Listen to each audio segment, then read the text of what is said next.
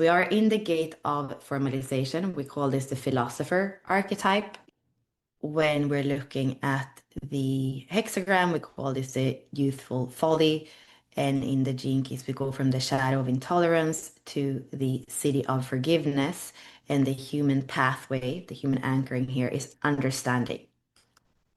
We've seen the body graph that we are in the Ajna. And here we are looking at vision, brain balance, and making conclusions. We are in an awareness center that is here to label. It is not here to be the driver. It is here to be the passenger. So when we are learning to use the ajna as a logical tool, it really helps us. But if we're giving it the authority to decide for us in our life, that is where life can become really complicated. And we'll see a little bit more of that in the gene key explanation of the frequency bands and the repressive and the reactive. But we can see from human design sense that the low frequency here is going to be anxiety when we try to have the mind rule our lives. And then there is the potential for thinking and coming to conclusions. And then there is also the higher or wider, more spacious frequency of awareness. We're looking at collective circuitry and we are looking at the logical part of it. So up here in the head and the ajna with the 63 and the 4, and actually the first line of the 4 in the line companion, I believe that keynote is pleasure, because it is pleasurable for human beings at the level of evolution we are right now to have the answer. And I think we all can feel that, oh, yes, I got the answer. Now I know. There is something with that foundation of just feeling, I got it. And going back to Leo and this heart, mind, brain, that one works together. So the intelligence of the heart, intelligence of the mind, and then it can lead to something that can function more as a compass.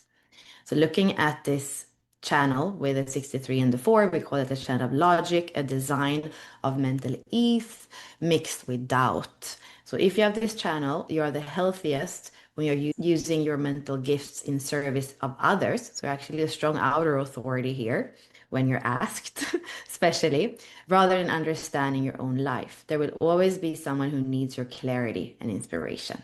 So we have that inspiration that comes from the head center, and then the clarity that comes from being able to label or to put things in different drawers to organize of the ashna. So when you have this whole channel, you have those both parts. For the Detective 63, some of the keynotes we could use: curiosity, inquiry, and revelation.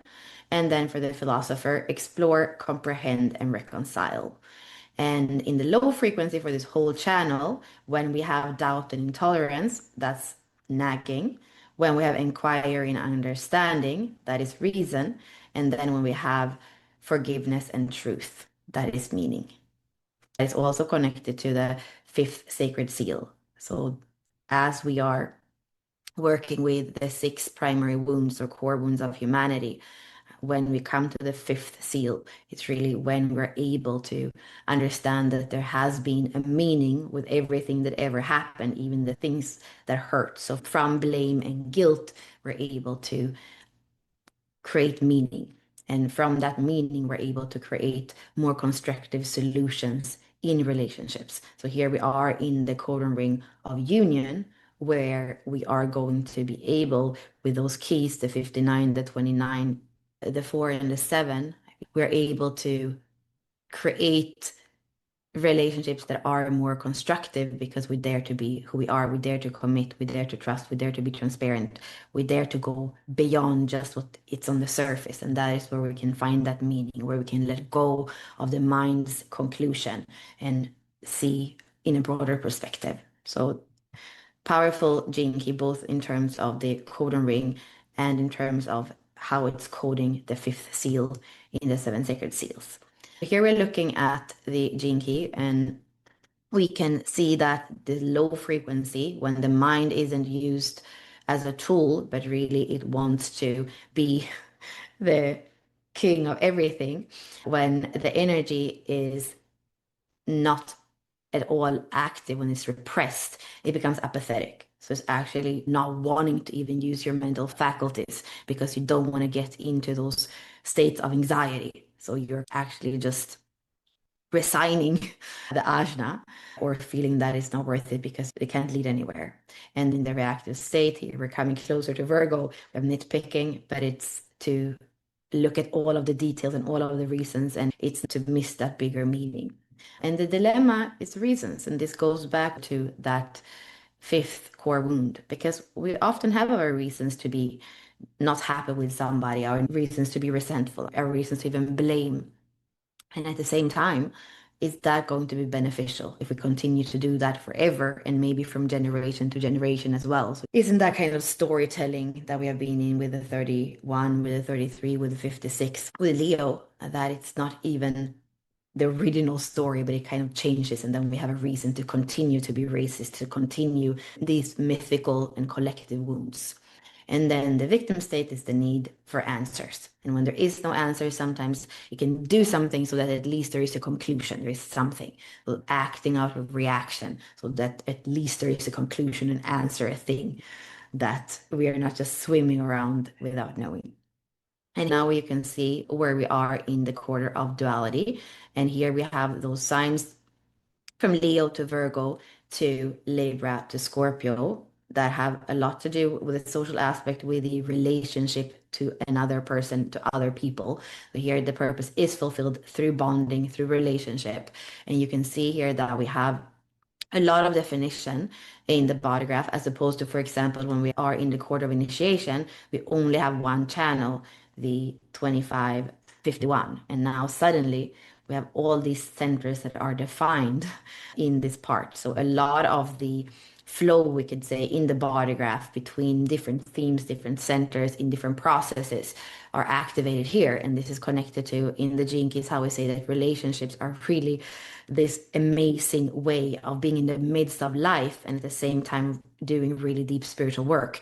If we are saying yes to it, if we're committing to it, if we're able to see the big picture and be able to have the empathy to feel that other person, etc., etc. And we can also see that we are needing to come back into presence, and we're needing to breathe. All of the fear gates in the spleen are activated, but the spleen in itself is not defined. So here it is really to be able to filter the things that come in and out without becoming a sponge. And it's not really about creating something in the world or using the fuel from the root center. It's more about this connection between others, but also connection in terms of surrendering to life, in terms of the projects, the babies, the things that we're creating, and that in the moment we don't always have the answer. The answer comes after. So when we dare to live our relationships and we don't fall into fear and we dare to mate, we dare to say yes to the experience, then we will be rewarded in the long run with the wisdom that is there through the mirroring, through the relationships. So really powerful with the codon ring of union, with the codon ring of alchemy. Then we have some of those more splenic codon rings, morality.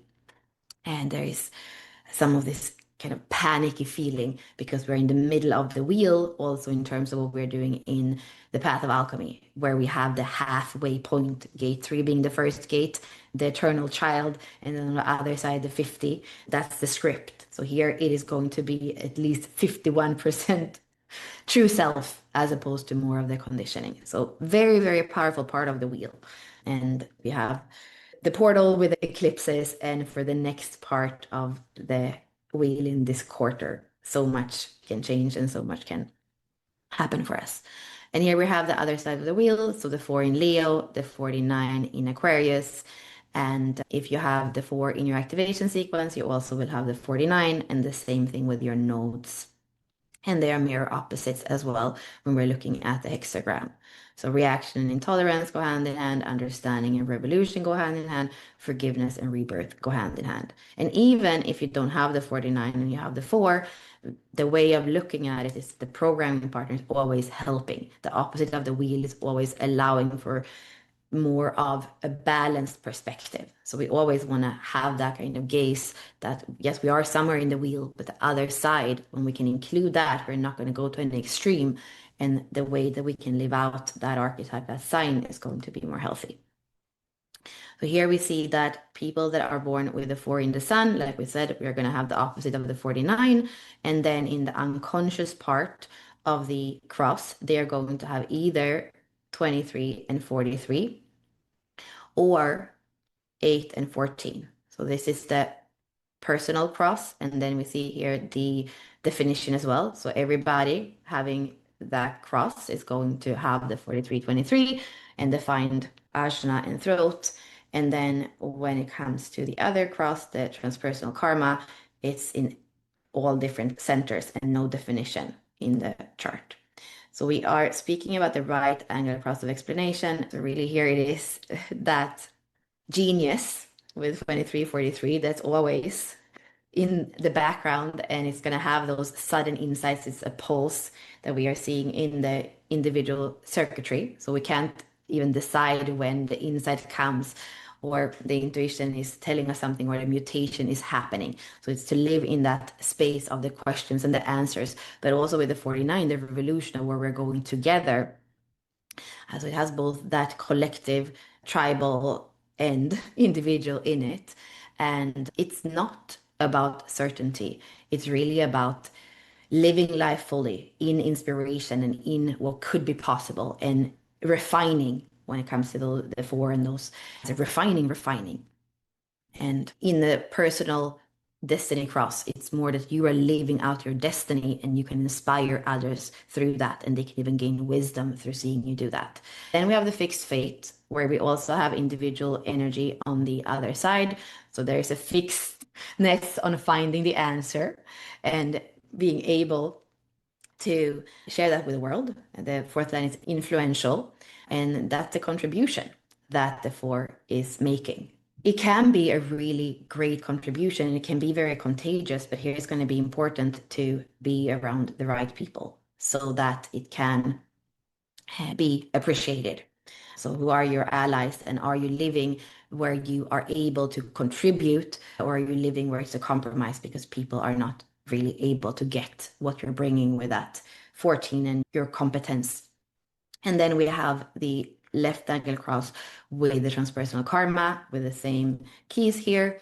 And this is a very, very powerful cross. So here we have the contribution, we have the competence, we have the power, we have the outlook in the future. However, that is the evolution sphere. So important that people that have this cross actually are able to say yes to that evolution sphere, to that evolutionary edge of Aquarius, and not get stuck in the ego, possibly of the four and of Leo.